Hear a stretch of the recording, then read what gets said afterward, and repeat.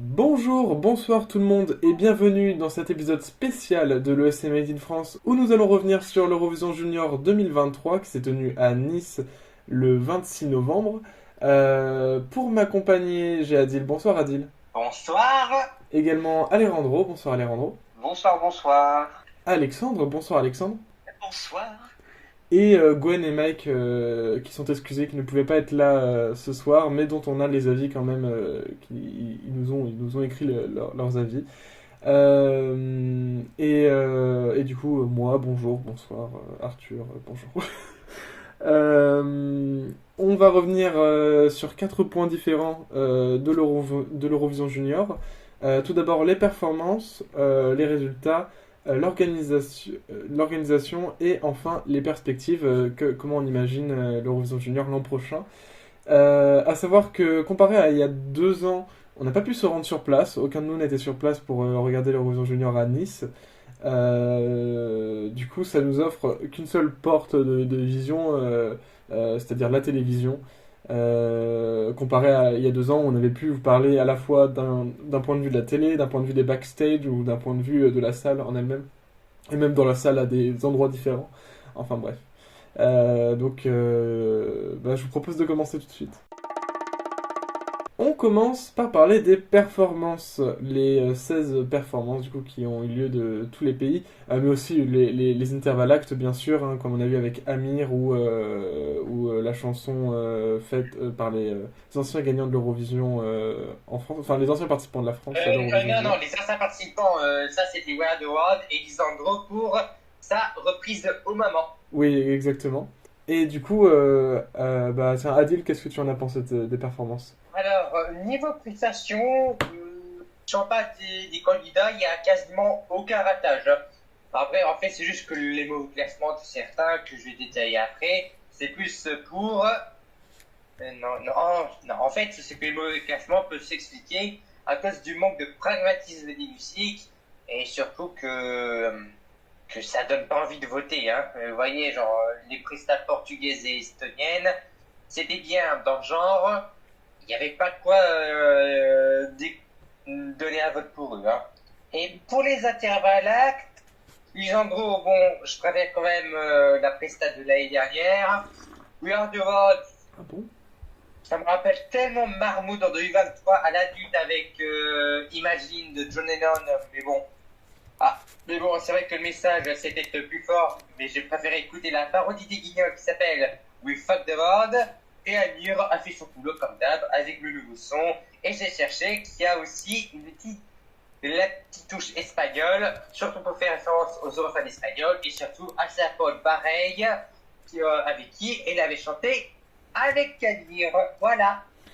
Ah bon, moi, la performance de Lisandro, j'ai trouvé vachement pro par rapport à il y a un an. Enfin, je sais pas ce que les autres ont pensé, mais je trouvais Oui, beaucoup moi d'ambiance. aussi, je dirais pas perso, mais Ouais, je suis complètement d'accord aussi.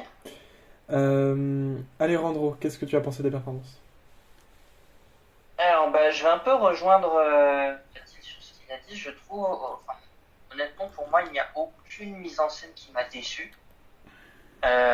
J'ai trouvé voilà que la plupart étaient très bien réalisées et qu'elles collaient plutôt bien aux différentes chansons.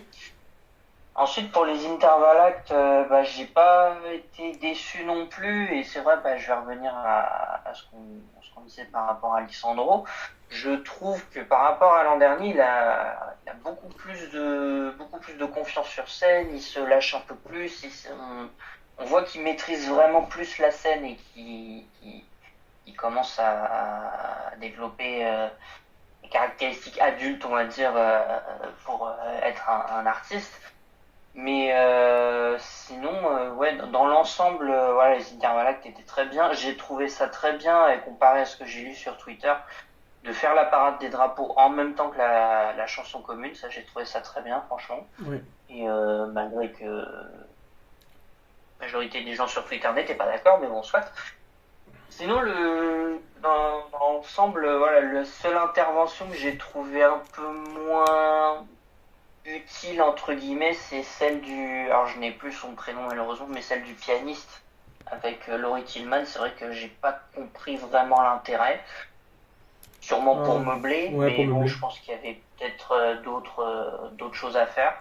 Mais sinon, globalement, ouais, j'ai trouvé ça très, très bien et très correct.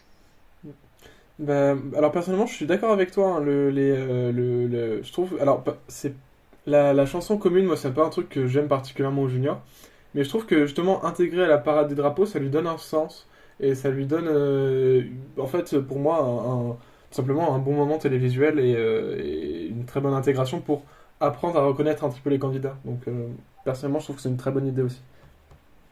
Euh, Alexandre, qu'est-ce que tu as pensé des performances? Et bah, je trouve que les délégations pardon, cette année ont fait preuve de beaucoup de professionnalisme. Avec une scène qui fait très senior, hein, encore une fois. On aura peut-être l'occasion d'en reparler, mais pour moi personnellement, on me dirait, on me montrerait, hormis forcément le fait que ce soit des enfants, on me montrerait les performances comme ça, en me disant, tiens, c'est l'Eurovision, oui, c'est l'Eurovision senior, bah ça me choquerait pas forcément. Euh, donc ça, c'est un bon indice. Et donc, globalement, ouais, je dirais notamment celles qui m'ont le plus marqué. Je dirais que c'est l'Allemagne, déjà. L'Allemagne qui a fait un jeu de lumière et de couleurs d'émotions très très très réussi. Et qui a su utiliser les props correctement. Euh, je dirais également la France, évidemment, avec son piano forme de cœur. Euh, et également l'Espagne, très colorée. Et aussi l'Arménie avec leur dragon bizarre là. Mais c'était assez drôle et assez puissant sur la fin. Donc j'ai bien aimé ça. Et j'en oublie sans doute d'autres, mais voilà. Concernant la Common Song, j'ai pas grand chose à dire. C'est pas un aspect qui m'intéresse particulièrement dans les juniors. Enfin, celle de cette année était passable. J'ai pas grand chose de plus à dire dessus. Voilà. Alors perso, pareil comme vous, pas de grande déception. Alors on peut noter quelques performances qui ont eu quelques défauts effectivement, notamment l'Estonie où Arana était tout simplement malade en fait quand elle a fait sa performance et ça s'est peut-être un petit peu ressenti dans la voix. Aussi la Macédoine du Nord, Tamara Grudjevska, qui j'ai trouvé, alors pour le coup la mise en scène a totalement je trouve, desservi la chanson. L'avoir toute seule à danser sur la scène avec rien autour et un décor assez classique derrière elle, enfin sur l'écran. Enfin sur les plans larges, ça faisait vraiment très vide en fait comme mise en scène et c'est peut-être un poil dommage sur ça. Sinon, voilà, à part peut-être ces deux détails, ou alors ou alors parfois les chanteurs et les chanteuses qui n'étaient pas forcément hyper à l'aise sur scène à certains moments, mais c'est compréhensible hein, devant des millions de téléspectateurs, t'es pas forcément hyper à l'aise non plus. À part ça, du coup, franchement, c'était un très bon show. Moi, je retiens les performances de la Géorgie, vocalement irréprochable et visuellement magnifique, je trouvais. Ils sont restés dans une certaine symétrie et une certaine idée de tableau, en fait, comme dans le clip, avec une composition d'images assez intéressante. Mais aussi la performance de l'Espagne qui était haute en couleurs et hyper dynamique, ça c'était super. Zoé Closure a tout défoncé, je veux rien savoir, elle a vraiment eu peut-être une des meilleures performances que la France ait portée à l'Eurovision Junior.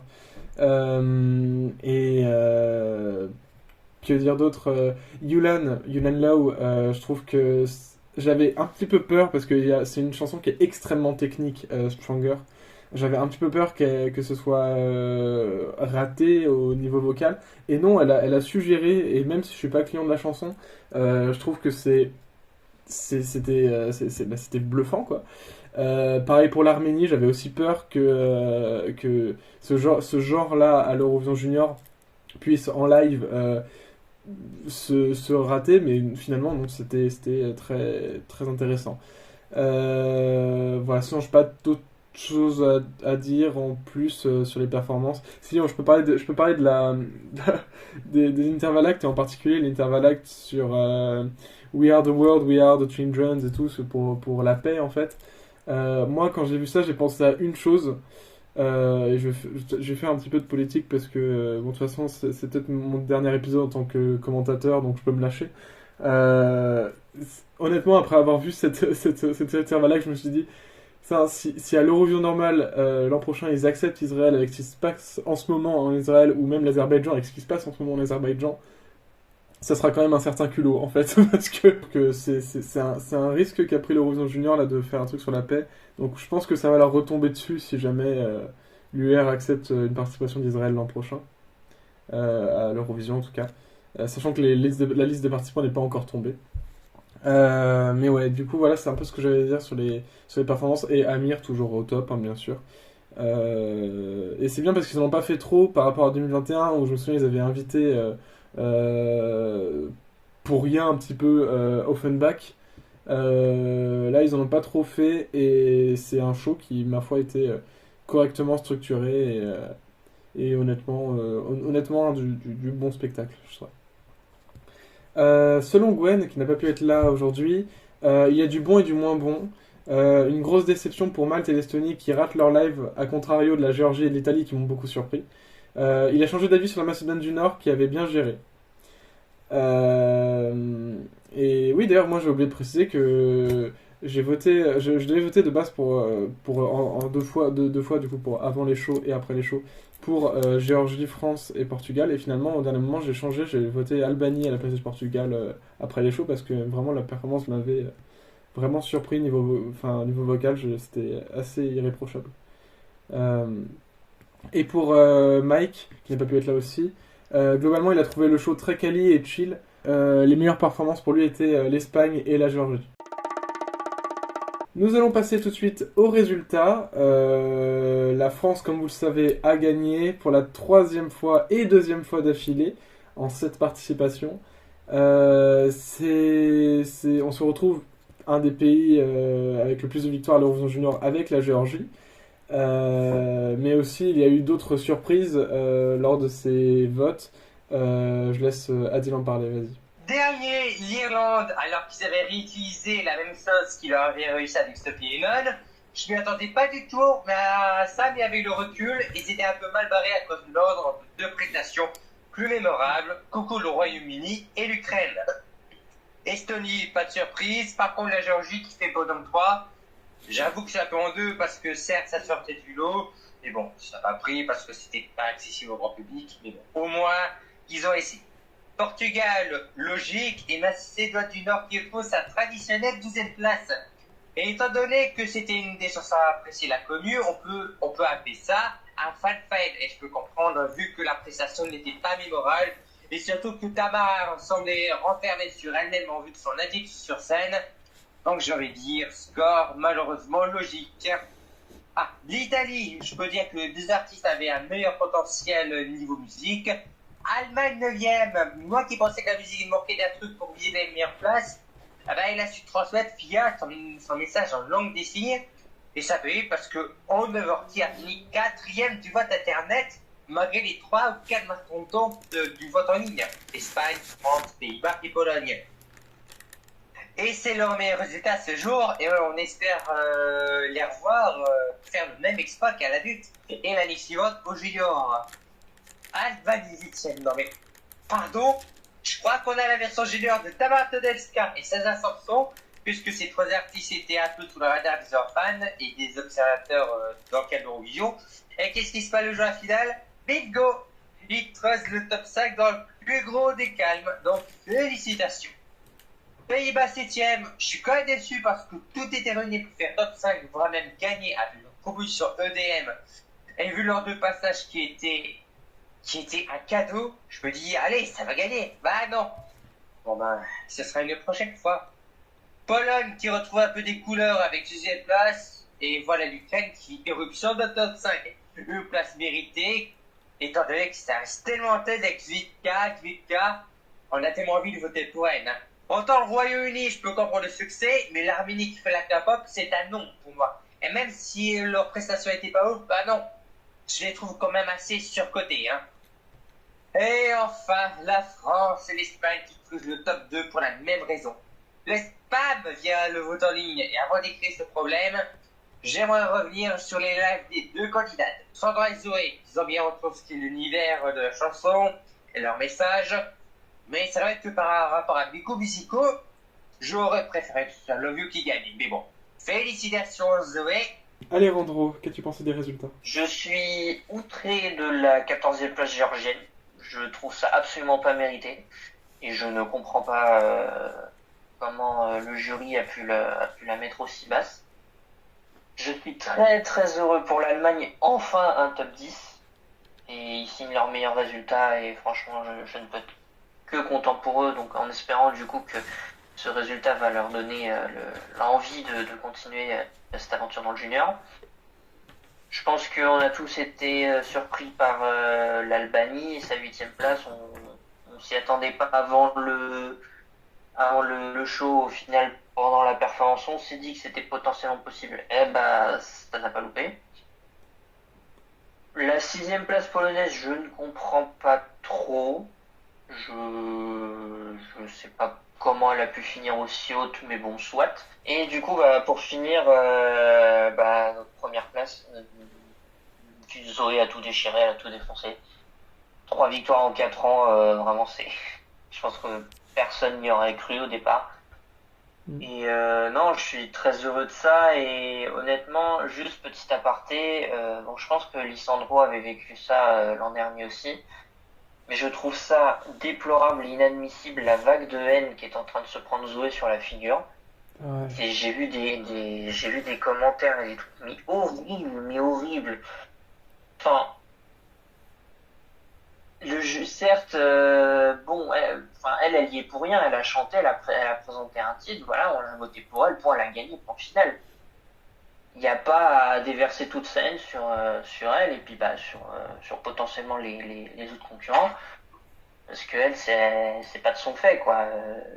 On a voté pour elle, bon bah elle a gagné, bon bah c'est comme ça. Et puis, mais je ne vois pas l'intérêt de lui envoyer des menaces de mort et ce genre de choses, quoi. Elle a rien fait, Ouais. donc Il y a... c'est aberrant. Franchement, c'est aberrant. Non, mais c'est pour un concours de chant pour enfants, franchement. Bon, non, je vais peut-être pas rajouter une couche, mais, Ouais. mais je me souviens notamment d'une série de messages en 2019, du coup, c'était quand la Pologne avait gagné. Je vous laisse imaginer quel genre de vanne on pourrait faire sur la Pologne. Et évidemment, il y a eu des vannes sur le participant kazakh. Et là, bon, là, c'est un peu plus facile. Donc voilà. Je vous laisse imaginer. Mais, Ouais. terrible, terrible. J'aimerais rajouter, c'est un concours pour enfants, mais donc oui, donc le harcèlement est horrible. Après, j'ai l'impression que en fait, le fandom Eurovision est tellement devenu toxique ces dernières années qu'à chaque fois il y a un nouveau résultat qui sort, c'est sujet à du harcèlement envers le gagnant ou la gagnante. C'est vraiment horrible. Et c'est là où je suis content que sur la chaîne YouTube de l'Eurovision Junior, il n'y ait pas les commentaires d'activer, parce que sinon ce serait horrible. Ouais. Tu avais terminé les rentros? Non, mais voilà, juste pour faire cette petite parenthèse sur le harcèlement que subit Zoé et qu'a subi Lissandro aussi, voilà. Vraiment, c'est vraiment déplorable et c'est triste à voir à quel point, voilà, comme tu le disais Arthur, à quel point la communauté Eurovision est devenue si toxique ces dernières années. C'est pour ça en fait que j'ai même plus envie de m'identifier à eux, quoi. J'ai envie de dire, donc on fait et nous, même nous en général, hein, on est un petit groupe à part, on va dire, qui avons un peu de neurones pour pas faire des choses idiotes. C'est... Ouais. Non, c'est... Ouais. Alexandre, sur les résultats? Et il y a parmi ces résultats, on a des placements très attendus, comme la plupart du temps, hein, et on a aussi quelques surprises, comme tous les ans, et c'est ça sur quoi je vais m'attarder un petit peu. Si on regarde dans l'ordre du classement, que je vais me mettre tout de suite, parce que je ne le connais pas par cœur non plus. Quand on regarde un petit peu, donc on voit France, Espagne, Arménie, Royaume-Uni. Pour moi, tous ces pays-là et l'Ukraine, pour moi, ce top 5 n'est pas choquant du tout. Je crois même que d'ailleurs, alors je sais pas si j'avais mis l'Ukraine dedans ni la Pologne, mais la Pologne, ça m'étonne pas. En fait, parce que oula, non, la Pologne est dans le top 6. Le Royaume-Uni, en tout cas, ça m'étonne pas. Et même la 6ème place de la Pologne ne m'étonne pas non plus, parce que je trouve cette proposition avait des qualités remarquables, notamment vocales, et je trouve que la production était très pro en fait. Ça ne me surprend pas, personnellement. Pays-Bas 7ème, je m'attendais, j'avais prédit, les Pays-Bas comme gagnants, je me suis vautré. Encore une fois. Et donc, c'est étonnant parce que généralement ils font des scores un petit peu plus hauts, mais ça reste quand même un bon top 10 pour eux. Et là, on a l'Albanie et l'Allemagne. Et là, quand même, c'est quelque chose. Et l'Albanie, particulièrement l'Allemagne, mais aussi l'Albanie, mais vous n'imaginez pas à quel point ma joie est présente pour ces deux pays-là. Parce qu'ils le méritent tellement, et ils méritent tellement de faire un top 10. Donc ouais, je suis très content pour l'Allemagne. A priori, on se dirige pas vers un retrait de ces deux pays-là pour mauvais résultats. Malte non plus d'ailleurs, qui a fait 10ème, ce qui est respectable. C'était un top 10 et j'avais prédit que ce pays ferait un bon résultat. Et bah ça va, c'est pas déplorable. L'Italie, ça me surprend pas, 11ème place. On a Italie et Macédoine du Nord qui, respectivement, sont abonnés aux 11e et 12e place. Je pense que maintenant, c'est tradition, on va pas s'attarder dessus. C'est hilarant, mais voilà. Macédoine du Nord qui était, entre guillemets, favorite, mais pour moi, j'y croyais pas une seconde, et encore une fois, j'ai raison. Pour cette fois, ça, pour le coup, je me trompe pas là-dessus. Portugal, ça m'étonne pas trop, 13ème place. Géorgie, ça m'étonne un petit peu quand même, effectivement, mais après, bon, il faut bien qu'il y ait quelqu'un. Il n'y a pas de la place pour tout le monde dans le top 10, malheureusement, donc voilà. Et l'Estonie, pareil, ça m'attriste un petit peu. J'ai cru comprendre qu'ils étaient quand même chauds pour participer l'an prochain, donc à prendre avec des pincettes cette information. J'ai pas de source, mais il me semble que j'avais lu ça quelque part. Et l'Irlande, ça me dévaste un petit peu. Pas beaucoup, mais un petit peu quand même. Il faut bien que quelqu'un soit dernier. Mais bon, cette chanson, elle a une petite place quand même dans mon cœur, donc assez triste. Mais bon, c'est un jeu et il faut bien que quelqu'un soit dernier et premier. Et évidemment, la France, première place. Voilà, un 3e victoire en 4 ans et 2e victoire d'affilée. On devient le 2e pays à gagner 2 fois d'affilée. J'aurais été d'un autre pays, j'aurais trouvé ça insupportable, parce que je n'aime pas, j'aime quand c'est pas toujours les mêmes qui gagnent. Après là, c'est hypocrite, mais comment ne pas être content en fait de ce palmarès là, et on espère que, en tout cas, que peut-être pas qu'on gagnera tout le temps, parce que voilà, mais qu'on continuera cet élan-là. Voilà, très très très heureux. Personnellement, alors oui, déjà, Alexandre, si je reviens sur ce que tu as dit, effectivement, c'est un top 10 pour Malte, mais après on est au junior, tout est relatif, c'est aussi un bottom 10 pour Malte, techniquement. Oui, non mais... tout est relatif. Mais en vrai, oui, c'est quand même une excellente place pour Malte. Effectivement, moi j'avais un petit peu peur qu'il refasse dernier en fait avec cette chanson. Du coup, c'est pas le cas. Sinon, ouais, pour le reste des résultats, je suis un peu. J'étais surpris que l'Estonie quand même termine avant-dernière. Moi j'avais prédit l'Estonie dans le top 5 quand même. Donc j'étais un peu abasourdi, mais bon, après ça ne m'étonne pas trop non plus que l'Estonie avait terminé dans les derniers. Enfin, j'avais pris un risque clairement avec cette prédiction. La Géorgie, c'est vrai que c'est incompréhensible. Je suis désolé, vraiment sur la Géorgie, c'est bon. c'est le plus gros truc que je comprends pas en fait comment ça a pu terminer 14e. Pour moi, il y avait beaucoup de choses qui étaient parfaites. Alors, effectivement, après, on peut se dire, ça fait pas énormément junior, c'est sûr. C'est assez particulier. Et oui, c'est compréhensible en un sens de par son originalité que il n'est pas touché ni l'un ni l'autre, même si bon, ça aurait pu quand même toucher les jurys. Bon, malheureusement, le système est mal fait, on peut dire ça. Sinon, ouais, que dire de cette troisième victoire de la France? C'est effectivement comme en fait je suis d'accord avec Alexandre, hein, j'aurais été dans un autre pays, j'aurais été un peu en colère, mais là bon c'est vrai qu'on peut se réjouir, surtout que c'est la première fois où je me dis putain on mérite vraiment la victoire, genre je trouve que Cœur est une chanson incroyable. On a gagné comme le veut l'expression anglaise fair and square. Pas comme en 2020 où il y avait que 12 pays, ou en 2022 où ça a été un petit peu inattendu. Mais là, on a gagné quand même jury et victoire populaire. Ouais. Donc je trouve que là on le mérite vraiment pour le coup.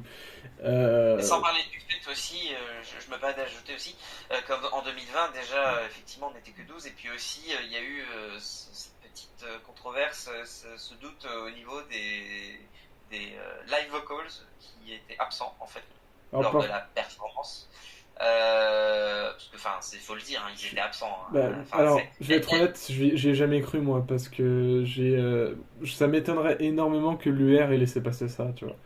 C'est. Oui, mais pourtant, quand on fait le constat, quand on écoute quand on écoute, je vais pas revenir trop de longtemps dessus, mais quand on écoute, quand on compare, en fait, les deux, c'est clairement le même son, hein, en fait. Non, Il y a- c'est pas le même son. si, franchement, si. Il y a l'EQ, il y a la compression et tout, il n'y a pas ça normalement tu peux pas mettre de compression et tout dans un live, ça n'existe pas. J'avais pas ressenti ça, moi, personnellement. Enfin, j'ai fait déjà les comparaisons et tout, et j'ai pas du tout ressenti le même Après, son. dans tous les cas, Je- ouais, je dirais pas que ça enlève le mérite comment dire, de cette performance et de cette victoire, mais bon, voilà, c'est vrai qu'on se dit, ah oui, en plus c'était avec le Covid et tout, enfin ça fait un Bon. peu, voilà, on aurait aimé gagner dans de meilleures conditions, on Ah, va dire. Après, bon, on va pas en revenir plus longtemps, hein. Voilà. Là, c'est sur 2020, là, on est sur 2023. Mais effectivement, cette victoire, en tout cas, cette fois-ci, est vraiment méritée et cette fois-ci, elle a été faite sans contestation. Et comment dire, qu'est-ce que je peux dire aussi? Oui, l'Albanie, du coup, je suis super content qu'ils fassent leur deuxième meilleur score ici avec cette chanson. Et effectivement, on a eu des surprises, mais globalement, je suis assez content du top et je le trouve assez cohérent. Effectivement, j'aurais peut-être inversé à la limite Géorgie et Pologne dans le top, mais bon, à part ça, le top est assez cohérent en fait sur ce qu'on pouvait s'attendre. Et effectivement, la Macédoine du Nord qui a pour une énième fois la 12e place. C'est assez incroyable pour la 9e fois, 12e. C'est c'est original. Concernant Gwen, pour les résultats, il est content pour nous. Il est quand même déçu pour la Géorgie et l'Italie qui auraient mieux mérité que ça selon lui. Et à l'inverse de l'Albanie qui trouvait trop haut. Mais très heureux pour l'Arménie, la Pologne et l'Ukraine. Et pour Mike, Il est content pour la victoire de Zoé et il est particulièrement content aussi pour le top 5 de l'Ukraine. Voilà. ah c'est ça, merci beaucoup. Mais c'est que c'est mélangé en fait ce qu'il a fait, c'est terrible. Ouais. Faut prendre l'exemple sur Gwen qui nous a fait un truc bien structuré et tout. On va passer dès maintenant à l'organisation, donc comment France TV a organisé l'événement, et est-ce qu'on est satisfait de cette organisation? On peut comparer même avec 2021. Adil, qu'est-ce que tu en penses? Non, c'est vrai que globalement, les visuels étaient bien.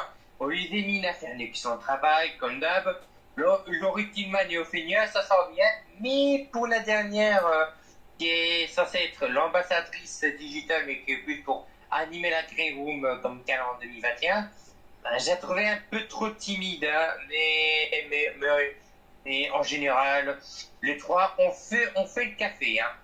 Alejandro? Alors, déjà pour comparer avec 2021, je trouve honnêtement que on a su garder, entre guillemets, ce qu'on savait faire de mieux et comment le faire bien. Euh, En ce qui concerne les présentateurs, déjà, Olivier Mine, je ne sais pas ce qu'attend France TV pour le mettre au commentaire de l'Eurovision, une bonne fois pour toutes. Parce que je suis désolé, il déchire tout, il est super à l'aise, il s'intéresse, voilà, donc franchement, je ne sais pas ce qu'attend France TV pour ça. Bah, Laurie Tillman a été très bonne dans son rôle, moi j'ai beaucoup apprécié. J'ai beaucoup apprécié. Ophénia, c'est vrai que je sais pas trop quoi en penser. En fait, dans tout ce qui est dans son rôle d'ambassadrice digitale, ça elle était très bonne. Parce que comme l'a soulevé Alexandra Redamiel en conférence, ben voilà, ils ont jamais eu autant d'impact en fait et d'infos, on va dire, qui ont été données sur les réseaux, etc. C'est vrai qu'ils ont bombardé sur Insta, sur Twitter et un peu partout. Après, dans son rôle de présentatrice, je sais pas, t'avais l'impression qu'elle était là juste pour être là en fait. Et parfois, bah, comme l'a dit Adil, elle était un peu timide. Par exemple, durant les interviews qu'elle faisait à la Green Room, bah, je voyais pas trop l'intérêt en fait. Je trouvais qu'elle avait un peu de mal, on va dire entre guillemets. Qu'est-ce que je voulais dire de plus aussi? J'ai oublié. Oui, voilà. Alors, je n'épiloguerai pas, pardon, sur Stéphane Bernier-Carla parce que j'ai fait la émission. Mais apparemment, ça a pas été grandiose. Non, Mais voilà, je pense qu'Alexandre nous en parlera après. oui, il y a quelque chose Mais de... sinon, voilà, honnêtement, je pense que France TV, a trouvé une bonne recette, fait le show correctement. Il n'y a pas eu de gros points noirs, on va dire, et en voyant une production du show qui est aussi bien faite, je me dis, j'ai vraiment hâte qu'on accueille le concours adulte à la maison. Parce que franchement, je pense qu'on pourrait faire de belles choses. Alexandre. Eh bah, honnêtement, je saurais pas trop dire exactement au niveau de l'organisation, si ce n'est les détails techniques et tout ça. Par exemple, les présentateurs Olivier Mine, franchement, c'est notre représentant qui n'est pas représentant. Enfin, c'est clairement, c'est lui qui doit être la voix de l'Eurovision en France, quoi. Enfin, ça a déjà été dit ici. Je le redis encore parce que c'est vrai. Vraiment, il sait. C'est un peu notre Mans Sermeleuve qui n'est pas chanteur, mais voilà, qui quand même est très professionnel et qui honnêtement, fait très bien son taf. Par contre, je suis un peu plus réservé sur Laurie Tillman qui assurait les commentaires en français. Alors, je sais pas si c'est moi, mais j'ai remarqué. J'avais essayé de faire la comparaison avec 2021 qui s'est déroulé à Paris. Parce que moi j'étais nous avec l'équipe, la plupart étaient dans la salle. En tout cas Arthur, moi et je sais que Fred à l'époque et Gwen étions dans la salle. Donc on a assisté sur place. Un de mes meilleurs souvenirs d'ailleurs.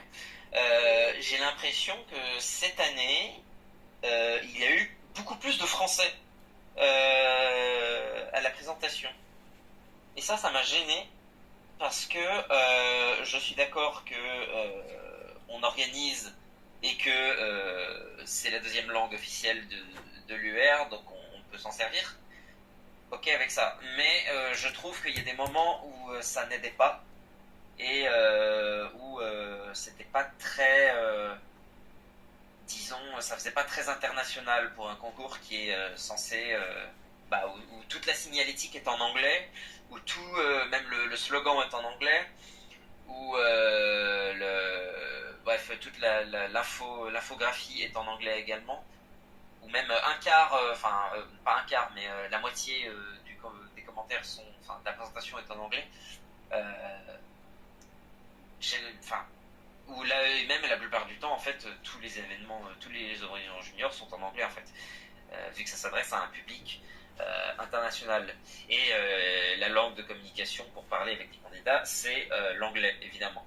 Donc, les moments où, notamment, je prends par exemple certaines annonces de pays. Bon, il y avait ça aussi en 2021, et ça, bon, à la limite, pourquoi pas, mais je trouvais que c'était fait un peu plus modestement. Mais notamment cet intervalle acte, je peux pas l'oublier. Normalement, j'oublie toujours les intervalles actes. Mais alors, par contre, celui-là avec le pianiste là, le random là, je suis désolé, hein, pour lui, c'est quelqu'un de très gentil, de très performant et de très compétent. Et qui joue très bien du piano, mais je suis désolé, mais cet intervalle acte, c'était du random comme j'en vois rarement. Et fait intégralement en français, donc je pense que encore si ça avait été en anglais, déjà ça aurait été particulier, mais au moins les gens auraient compris. Mais là, je pense que tous ceux qui regardaient, et même je pense les commentateurs des autres pays et ceux dans la salle n'ont pas compris ce qui s'était passé, et même moi en fait. Donc pour le coup, j'étais un peu malaisé. Moi, c'est censé être. Moi, je serais même pas contre le fait qu'on fasse que en anglais, hein, honnêtement. Ou alors éventuellement que on fasse. Après là, ce serait à débat, mais qu'on réduise la place du français dans la présentation, mais que par exemple on ait, par exemple le Ritzyman qui fasse français et anglais. Après, techniquement, on a le host du Green Room qui fait les deux. Donc en fait, techniquement, on a un host qui fait français et anglais, qui fait bien. C'était Carla en 2021, si je ne me trompe pas, et cette année, bon, c'est Ophélia. Donc ouais, petit bémol là-dessus, mais sinon, je suis globalement assez content de ce show.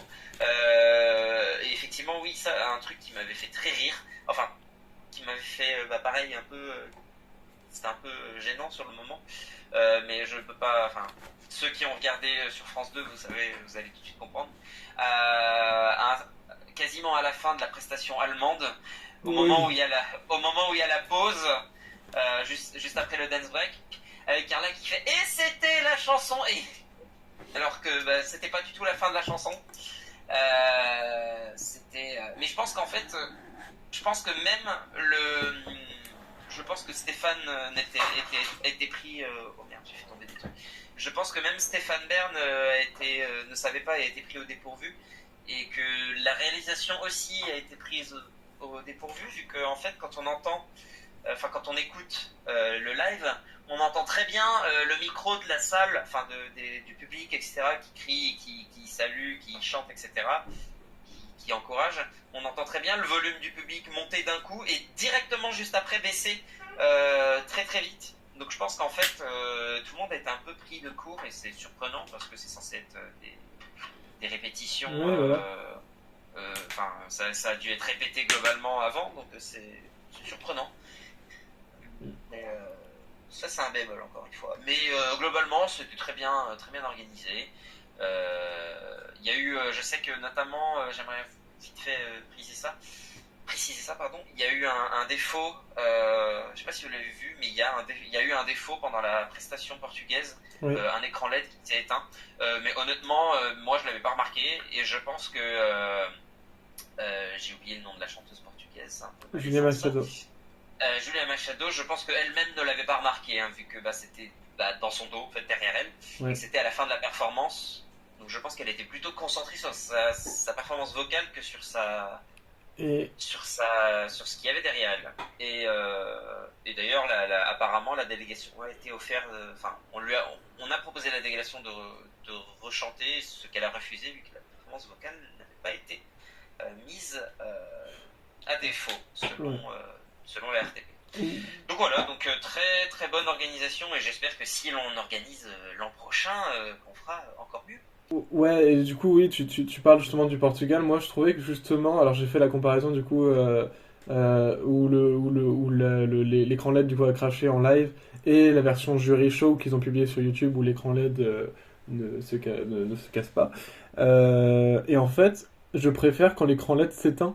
Je préfère. En vrai, le visuel est joli hein, derrière, mais je trouvais que l'écran LED s'éteignait, ça donnait plus de place à Julia Machado. Et ouais, ça la mettait plus en avant en fait. Ouais. Même si le visuel est joli derrière. Bizarrement, c'était une erreur, certes, mais finalement pas si mal que ça. Donc c'était plutôt sympa. Sinon, moi, du coup, ouais, si je dois parler de l'organisation, ouais, tout a à peu près été dit, donc j'ai pas grand chose à dire. Euh, je reviendrai juste en fait sur un truc qui m'a un peu saoulé, j'avoue, quand je regardais sur France 2. C'est le chauvinisme à balle pour supporter la France. On a compris qu'on peut voter pour la France, on a compris que vous voulez faire gagner Zoé Closure. Vous n'êtes pas obligé de le rappeler après chaque chanson et à chaque fois qu'il y a un récap. C'est bon, c'est genre. Putain, genre, c'était vraiment. Et alors, ça, c'est un truc que j'ai détesté. C'est Stéphane Bern qui dit en plein direct: Ah ouais, n'hésitez pas à voter pour les pays qui ont moins de chance. Mais putain, ferme ta Ah gueule, oui, Stéphane. oui. Ah Ça, pour putain, le coup, c'est. ça m'avait surpris. Ouais, j'ai détesté ça. Et en fait, ça m'a rappelé quand en 2021, la mère de Malena disait sur les réseaux justement elle désignait des pays pour lesquels voter qui n'avaient pas beaucoup de chances de gagner, tu vois. Donc ça m'a un peu énervé, j'avoue, ce chauvinisme, c'est bon, enfin, genre. Et ce serait bien qu'en fait. En vrai, Stéphane Bern, à la limite, c'est sympa quand il est au commentaire du senior, mais au junior, ouais, si on pouvait éviter, ce serait cool pour les ans prochains. No offense, hein, tout Stéphane Bern, hein, mais bon, au bout d'un moment, moi, il y a des trucs, je laisse pas passer, quoi. Euh, Il, Puis sinon, voilà, comme j'ai dit, tout a été dit à peu près, donc j'ai pas grand-chose à rajouter concernant l'organisation. Euh, il a été possédé par l'âme d'un eurofan espagnol à ce niveau-là, c'est pas possible. c'est ça, c'est ça. Euh, concernant Gwen, il nous dit que, selon lui, Alexandra Redamiel a réussi le show parfait. Il est déçu enfin, c'est dommage qu'on n'ait pas pu être présent. Il y avait l'air d'avoir une bonne ambiance dans la salle. Les présentateurs étaient top, même Laurie qui était parfaite, mieux qu'il le pensait. Et selon Mike, que je vais essayer de déchiffrer son message, qu'est-ce qu'il nous a marqué déjà? Il nous a marqué. Tadadam. Il a bien aimé le thème des cartes postales, que ça donnait un ton drôle et léger. C'est vrai que les cartes postales étaient sympas cette année. Qu'est-ce qu'il y a d'autre? Pour les commentateurs, il a vu le show sur YouTube, donc il n'en sait rien. Et il dit que Olivier Mine gère très bien ce rôle de présentateur. Il serait ravi de le voir en host du senior le jour où on gagnera. D'ailleurs, ce serait très bien, d'ailleurs j'y pense, ce serait très bien qu'on gagne avec Slimane, qu'on puisse organiser à la fois le junior et le senior d'affilée, ce serait très bien. Voilà du coup pour ce qui était de nos avis sur l'organisation. Et on va passer à une dernière catégorie qui sera sur nos perspectives, nos attentes pour 2024. Est-ce qu'on attend d'un show organisé en France? Si oui, où? Qu'est-ce qu'on attend? Où est-ce que France TV peut s'améliorer? Ou alors est-ce qu'on a des craintes? Adil, quelles sont tes attentes? On ramène, si c'est organisé en France, qu'on ramène Olivier Mine, reste avec Alexandra et Stéphane, on peut comprendre qu'il ne peut pas avoir le monopole, l'Eurovision Junior en France. Après, je crois que j'étais une théorie. Si jamais il dit non, finalement, on va peut-être pas organiser le junior, ils vont peut-être faire comme le Royaume-Uni avec l'Ukraine dans Coco Adulte. Ils vont peut-être co-organiser avec le deuxième, c'était l'Espagne. Donc ça va être une collaboration RTVE et France Télévisions. D'ailleurs, je vais avoir trois animateurs directs, Raul Lorenzo, Olivier Mine, enfin, c'est le troisième, je sais pas, mais les deux, ça me paraît pertinent. Alejandro. Et ben pour l'année prochaine, en fait, alors, en ce qui concerne où ça se fera, en fait, il y a deux visions possibles des choses. Soit France TV réaccepte de faire le show en France, et dans ce cas, pour moi, il faut pas qu'on revienne à Paris, mais il faut qu'on aille soit à Lyon, soit à Bordeaux, soit à Nantes, soit à Lille, soit à Strasbourg. Pour moi, je pense que si on réorganise, je pense que ça va être l'une de ces 5 villes qui va être choisie. Et si dans le cas, comme l'a dit la deuxième, la deuxième à la tête de France Télé, que justement voilà, ils voulaient pas monopoliser l'Eurovision en France, enfin l'Eurovision junior en France, et du coup il s'agirait de léguer l'accueil à un autre pays, bah pour moi je pense que ouais, même si certes il y a plusieurs pays qui veulent host comme le Royaume-Uni, comme l'Arménie, etc. Pour moi il semblerait logique et totalement fair de donner en fait cet accueil à l'Espagne qui a quand même fini deuxième. Donc voilà, ça, on verra dans les prochains mois les discussions qui vont avoir lieu, mais voilà, en tout cas, ça va être, pour moi, ça va être voilà, c'est un de choix en fait. Après, qu'est-ce qui va être le mieux? Bon bah ça, pour l'instant, je préfère pas me faire d'avis dessus, mais on verra ce qu'il en sera quoi. Ok. Et Alexandre?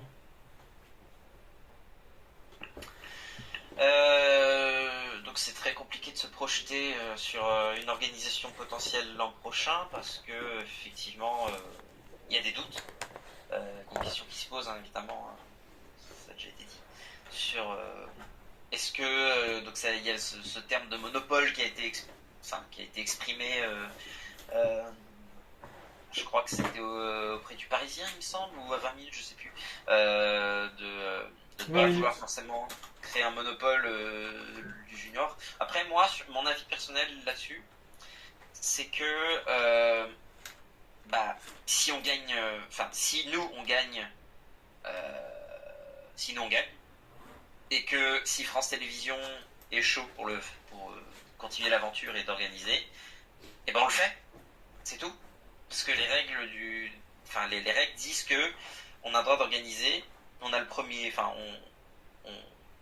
on a ce privilège-là, ce droit d'accepter ou non, de refuser.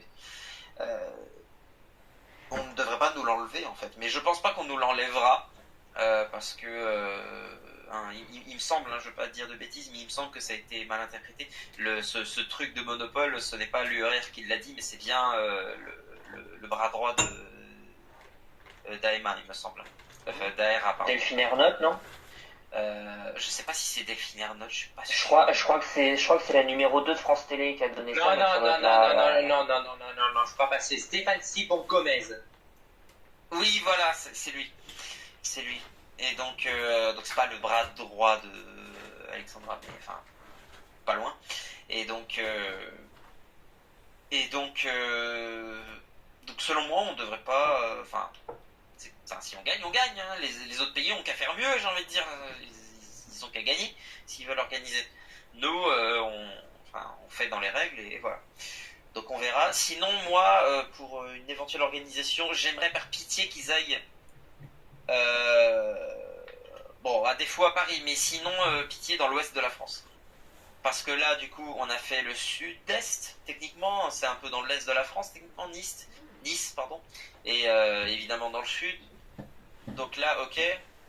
Le nord, effectivement, il y a Paris qui est pas très loin, on va dire. C'est pas le nord à proprement parler, mais c'est quand même assez proche.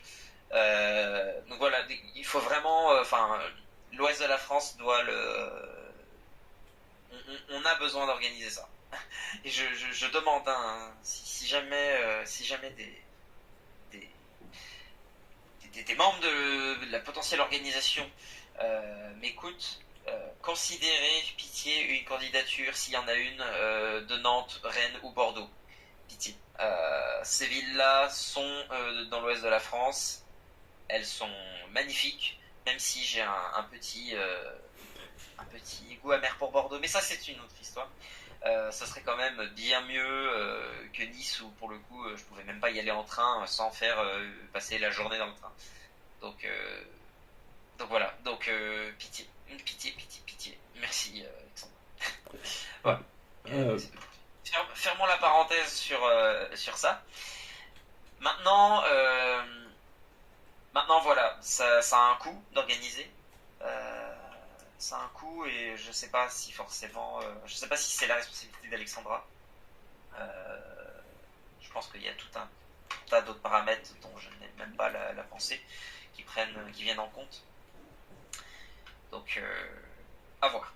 Alors, certes, c'est un coût d'organiser, mais il faut pas oublier non plus que ça a aussi un sacré cachet à organiser. C'est... On, on- on gagne de l'argent quand même sur une organisation de l'Eurovision Junior. Après, c'est sûr que si ça devient systématique, que ça puisse, je comprends que ça puisse poser un peu problème. Euh, pour ce qui est de... Ouais, je suis d'accord avec toi en fait. Nantes, Rennes, Bordeaux, même Poitiers, allons-y. Ça peut être des villes, des villes qui seraient super pour accueillir un Eurovision Junior. Je dis Poitiers parce que non seulement j'y vis, mais donc c'est très pratique pour moi. Mais en plus, il y a le Futuroscope juste à côté, donc c'est parfait pour les enfants. C'est Mais oui, des arguments. Ouais, non, c'est ouais, l'ouest de la France. Je pense, Écoute, quand faut vendre sa vie, tous les arguments sont bons. Hein. c'est ça, c'est ça. Ouais, non, tous les arguments sont bons, effectivement. Donc ouais, l'Ouest ce serait cool, surtout que l'Ouest, je crois que l'Ouest de la France n'a jamais accueilli d'Eurovision, il me semble, d'événements Eurovision. Ça a toujours été Paris ou le Sud-Est. Effectivement. Parce que je me souviens que Cannes a organisé des événements Eurovision, Montpellier a organisé, Lyon a dû en organiser, je crois. En tout cas, Nice en a organisé, Paris en a organisé. Mais du coup, jamais. Même l'Est, même le Sud-Est, en fait. Enfin, le Nord-Est, pardon, genre Strasbourg et tout, jamais eu. Et c'est ce que je disais d'ailleurs à Alexandre juste après l'Eurovision Junior. S'ils organisent à Strasbourg avec Noël, donc avec le marché de Noël de Strasbourg, ça peut faire sens. Et oui. ça peut carrément être une possibilité. Donc, c'est pas écarté. Et qu'est-ce que j'attends Oui, d'autre? c'est pour ça que j'ai mis Strasbourg dans ma wishlist, entre guillemets. Strasbourg, ce serait encore mieux que Nice parce que pour le coup, j'y suis déjà allé en train et c'est une ville que j'adore. Donc, pourquoi pas Strasbourg? À voir. En plus, ça me permettrait d'aller voir un ami qui habite. Donc, voilà. Ah ouais, autant allier l'utile à l'agréable. Et du coup, tu payes pas d'hôtel, parfait. En plus, en plus, en plus. Think smart. Non, effectivement, c'est des possibilités à envisager. D'ailleurs, Gwen est chaud aussi pour Rennes. Il veut le junior à Rennes en 2024 au Gladys Arena ou au Liberté. Il en demande pas mieux, sinon pas loin, parce que bon, Nice, ça va un peu, quoi, comme il dit.